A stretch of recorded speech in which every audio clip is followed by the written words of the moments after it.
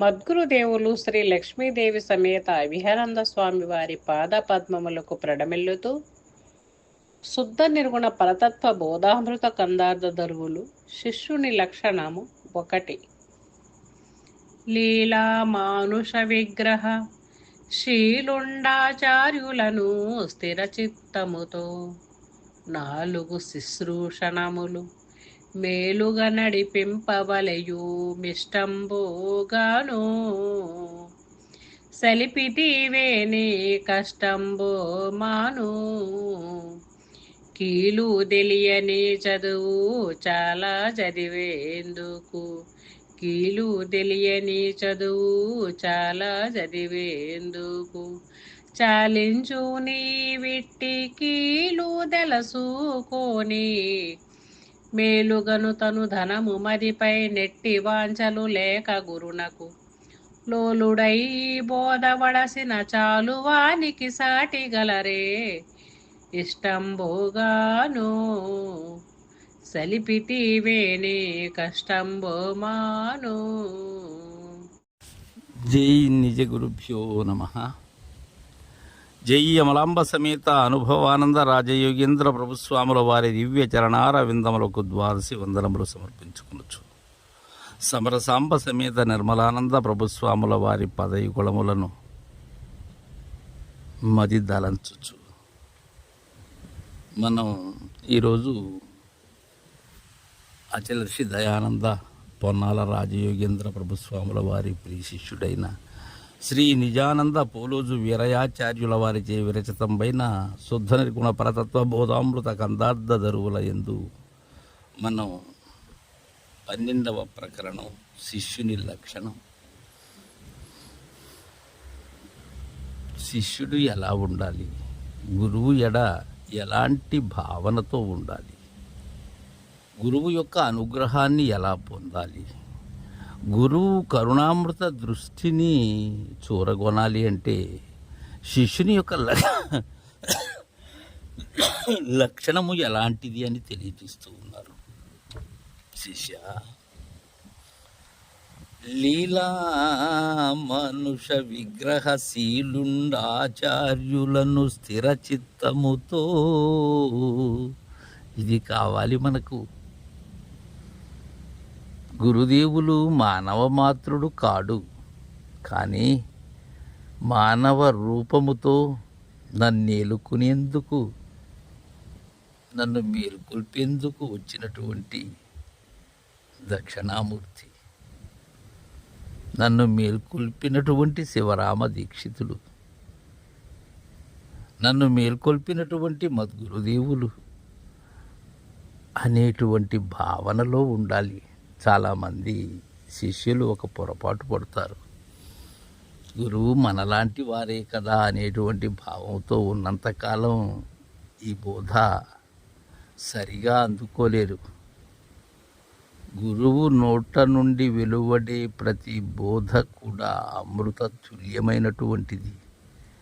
అది దీక్షిత సిద్ధాంత పద్ధతిగా ఎరిగినటువంటి గురుదేవుల వాక్కులు సామాన్యము కావవి. వాటిని ఎరిగి అవి మరిగిన వారికి తెలుస్తుంది వాటిలోని మధురం. స్థిర చిత్తుడై ఉండాలి, చపల చిత్తుడై ఉండకూడదు. చింతన వేరేది ఉండకూడదు, అది స్థిరంగా ఉండాలి. 4 శుశ్రూషణములు మేలుగా నడిపింపవలయు మిష్టంబుగాను సలిపితివేని కష్టంబు మాను. ఈ శుశ్రూషలు అనేటువంటివి చక్కగా చేయగలగాలి, మేలుగా నడిపించాలి అంటున్నారు. చాలామంది శిష్యులు ఈ 4 శుశ్రూషములు పేర్లు తెలుస్తాయే కానీ 4 శుశ్రూషణములలో 4 విధములైనటువంటి వాచార్థము కానీ, వాటి లక్ష్యార్థము కానీ, అనుభవార్థ నిర్ణయార్థాలు తెలియదు. ఏదో చెప్పారు స్థాన శుశ్రూష అని, అంటే ఏంటి? గురువు ఉన్న ప్రదేశం అది ఏదైనా కావచ్చు. అది ఆశ్రమం కావచ్చు, గృహం కావచ్చు, ఎక్కడ ఉన్నా సరే దాన్ని పరిశుభ్రంగా ఉంచటం అనేది ఇది మామూలు ఆచార్థంగా చెప్తారు. ఇంకా గురు స్వరూపము ఏ స్థానములో ఉన్నదో దాన్ని తెలుసుకొని దానిని మరవకుండా ఉండాలి. ఆ స్థానానికి నీవు చేరాలి. ఏ స్థానంలో ఉంటారు గురువు? ఆ స్థానం దగ్గరికి వెళ్ళాలి. ఇక దీని యొక్క అనుభవం ఏంటంటే గురు స్థానాన్ని అలంకరించాలి. ఎప్పుడూ శిష్యస్థానంలో ఉండి అజ్ఞానంతో ఉండటం కాదు, గుణరూపరహితమైనటువంటి స్థానాన్ని అలంకరించాలి. అది స్థాన శుశ్రూష. ఇక నిర్ణయార్థం ఏంటంటే గురు శిష్య రహితమైనటువంటి స్థితిని పొందటమే స్థాన శుశ్రూష. ఇది దీని యొక్క నిర్ణయార్థం. ఇక అంగ శుశ్రూష ఎలాంటిది అంటే గురుదేవులు శరీరధారి, వారికి స్నానపానాదులు, ఆయన యొక్క ఆకలి దప్పికలు తీర్చటం, గురుదేవుని ఆరోగ్యాన్ని పరిరక్షించటం, ఇది శిష్యుని యొక్క ధర్మము. ఇది దీని యొక్క వాచార్థం. ఇక అంగలింగములు అయినటువంటి ఆత్మ అనాత్మ విచారణ జరగాలి.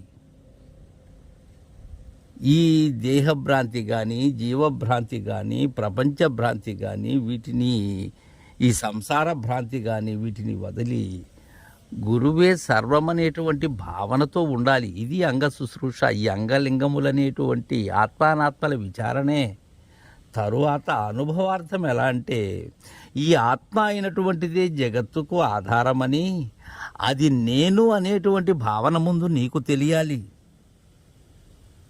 అంతేగాని ఇతర దేవతలు, ఇతర దేవుళ్ళు ఉన్నారు కదా, వాటి మీద భ్రాంతి వీడి ఉండటమే ఈ అంగ శుశ్రూష. ఇక నాలుగవది నిర్ణయార్థం ఎలా అంటే ఈ అంగ శుశ్రూషలో అసలు గురువు దేహదారి కాడు, విదేహుడు అనేటువంటి విషయాన్ని గురు సూచనలో పొందాలి. తాను విదేహ స్థితిని పొందాలి. ఇది అంటారు పెద్దలు అంగ శుశ్రూష. తరువాత భావ శుశ్రూష. ఇది ఎలా అంటే గురుదేవుని యొక్క భావనని గుర్తిరిగి ఆయనకు కావలసినటువంటివేవో వాటిని ఆయనకు అందచేయటం, భావాన్ని గ్రహించటం. తరువాత అది వాచార్థం. ఇక దీనికి లక్ష్యార్థం ఎలా ఉంటుందంటే గురువాక్యాన్ని మరవకుండా భావములో సర్వం కూడా గురుమయంగా భావన చేస్తూ ఉండాలి. గురువును ఎల్లప్పుడూ కూడా నీ నేత్రముతో దర్శిస్తూ ఉండాలి. నీ నేత్రములలోనే ఆయన నెలవై ఉండాలి, కొలువై ఉండాలి. ఇక అనుభవార్థం ఎలా ఉంటుందంటే నీ భావన ఏదైతే ఉన్నదో అది నేత్రమందు ఉంచమని చెప్పాను కదా.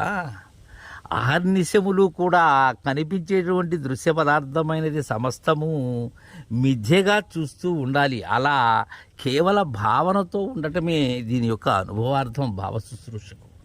నిర్ణయార్థం ఏంటంటే ఈ భావన అనేటువంటి భ్రాంతి ఏదైతే ఉన్నదో ఆ గుర్తే భావనని, గుర్తు అయినటువంటి భావన లేక అభావమై ఊహాతీతమైనటువంటి పరిపూర్ణ స్థితిని పొందటమే నిజమైనటువంటి భావ శుశ్రూష.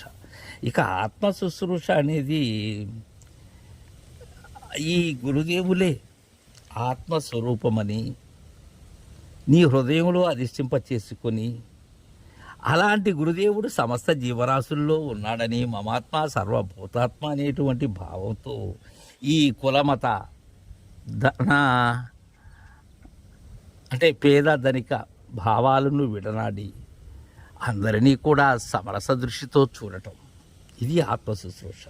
దీనికి లక్ష్యార్థం ఏంటంటే ఆత్మే ఈ సర్వప్రపంచము, ఆ ఆత్మే గురువని ప్రపంచాన్ని సమదృష్టితో చుట్టం, పూజ్యభావంతో చుట్టం. ఇది దీని యొక్క లక్ష్యార్థం.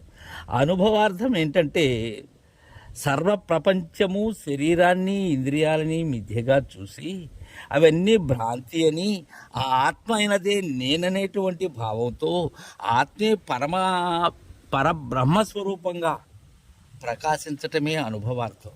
ఇంకా నిర్ణయార్థం ఏంటంటే ఈ ఆత్మ కానీ శరీరం కానీ ప్రపంచం కానీ వీటిని గురు సూచనతో వీడి పరిపూర్ణ స్థితిని పొందటమే దీని యొక్క నిర్ణయార్థం. ఇలా చెయ్యాలి.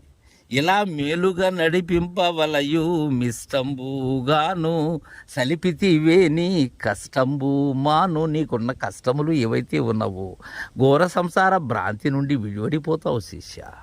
కీలు తెలియని చదువు చాలా చదివేందుకు చాలించు నీ విట్టి కీలు తెలసి కొను. చాలించు నీ విట్టి కీలు తెలుసుకొని. కీలు తెలియని చదువు ఎంత చదివినా ఉపయోగం ఏమున్నది? చదువులలోని మర్మాన్ని తెలియాలి. కానీ ఎంతసేపు నేను పండితుడను, నేను సర్వజ్ఞుడను, నేను సకల పురాణ ఇతిహాసములను ఉపాసన పట్టినటువంటి వాడను అనేటువంటి భావనతో ఎంత చేసినా ఏం ఉపయోగం ఉన్నదయ్యా? మేలుగను తను ధనము మదిపై నెట్టి వాంఛలు లేక గురునకు లోలుడై ఈ బోధ వడసిన చాలు వానికి సాటి గలదే. ఎలా అంటే తను మన ధనాల్ని గురువుకు మాటలతో కాకుండా నీ రుజువు వర్తనతో వాటిని ఇవ్వాలి.